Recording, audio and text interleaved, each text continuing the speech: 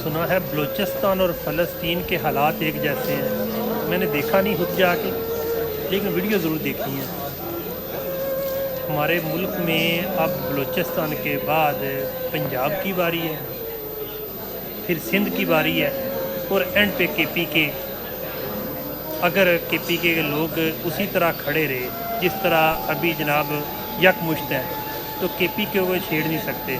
लेकिन बलूचिस्तान के हालात अगर आपने देखने हैं तो सोशल मीडिया पे देख लें कि किस तरह इसराइली आर्मी या जो भी है वो जनाब लोगों को मुंतशिर करने के लिए उनकी टांगों में फायर मार रही है।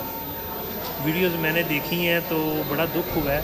बहरहाल हम लोग तो सोच रहे हैं कि हम फ़लस्तीन के लिए आवाज़ बुलंद करें, जिस तरह एक हमारे वो मौलवी हजरात भी हैं, लेकिन उन मौलवी हजरात को जैसा कि और रिजवी साहब उनको जनाब उधर भी भेजना चाहिए बलूचिस्तान में कि जनाब अपने मुल्क का भी सोच लो ज़रा।